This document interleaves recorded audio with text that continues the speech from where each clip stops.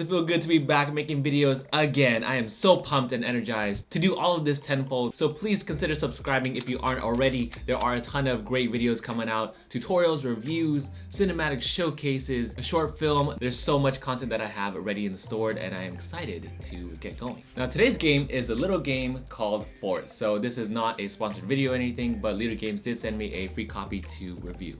Now in Fort, you are back to being a kid, unless you're 8, 9, 21 or younger and watching this video, then you're still a kid. The goal in this game is to relive childhood and eat pizza, play with toys, hang out with your friends, and build the biggest and best fort there is. Now as you're doing all this fun and cool stuff, you'll rack up victory points, and by the end, naturally, the most victory points is the winner. Now as always, let's start off first by starting with what I think the game can improve on.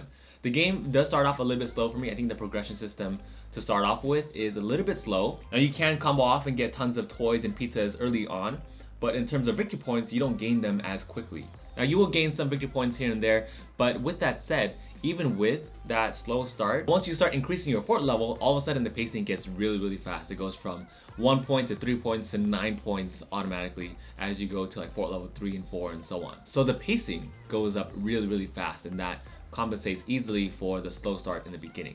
And that seriously is the only thing I can think of in terms of what I think Fort can improve on, because it's such a fine-tuned, well thought out, cohesive game overall. Now in terms of artwork, Kyle Ferrin has this unique style that really defines what Leader Game is, because it's so cool and it's very distinguishable. My favorite part is definitely the logo of Fort itself, because it shows all of this wear and tear from like kids kind of being clunky and just funny little stuff that kids would do and make. And I think the sign alone makes the game really cohesive, both in terms of the artwork and the components. The colors, the logos, the symbols all mesh really well together across all the components in the game. And speaking of components, player boards are my favorite components in Fort. Now these double layered player boards feel really nice. You have slots for all of the resources and for fort progression. Now for me, I think it would have been a little nice touch if they put a backpack shape instead of the square rectangle shape that they did. But that's obviously personal preference, not a big deal. I just think it would have added a nice little flair. Cards are very smooth. They're super easy to shuffle even without sleeves. I love the resource tokens. I mean, come on, you see these little mini pizzas and toys, and how can you not automatically be interested? And lastly, let's talk about overall gameplay. So here's the thing with Leader Games.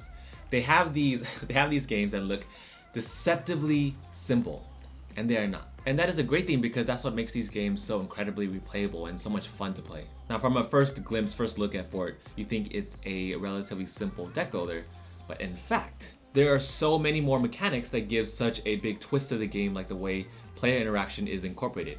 Now when you play a card, you have to think about whether it's worth it to use that public action that everyone else can follow and copy. You have to really think about the card that you're playing on your turn and all the actions that you'll be using, because all of a sudden you're just like, wait, how do I make progress without having everyone else make the same exact progress? You can take cards from other players every single turn, but then you also have the park, which has a set of 3 cards that you can also take from as well. So the choices that you have to make, from playing a card to recruiting cards to putting cards out in your yard to picking cards from the park, there are just so many factors involved, and that's what makes this incredibly fun to play. Now with that said, there is a ton of player interaction in this game, from you stealing other people's cards, from your friends stealing your own cards, to you being the leader playing an action on your turn, and other people following your action if they want to. Now there is one other thing that I wanted to mention, and it was a question that I had when I was playing the game, and that was, if everyone is following, or if everyone has the capability to follow the leader's actions on their current turn, how do they define their own progress if everyone is doing the same exact action?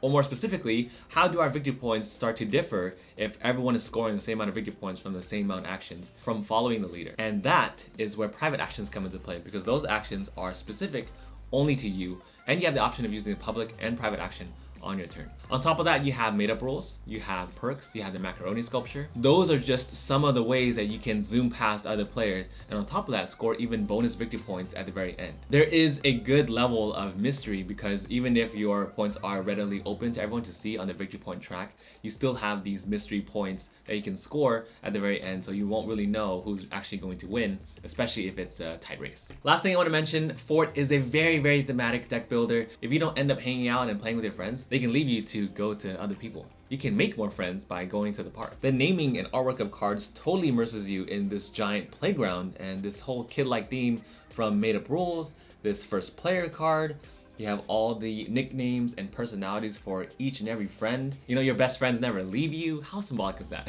You know, I thought that was a very cool and very difficult way actually to synchronize artwork, components, mechanics, overall gameplay. For it's such a fun and highly replayable game. Plus, it comes in a very small, travel-friendly package. And I can easily see our group taking this along for our travels because it's a incredibly fun game. It is deceptively simple, difficult to master, and overall it invites a ton of creativity for managing what cards you play every single turn. There is the cinematic showcase and review for it. Hope you enjoyed both. Hope you found the review helpful. Have a great rest of the weekend, and I will see you all very, very soon.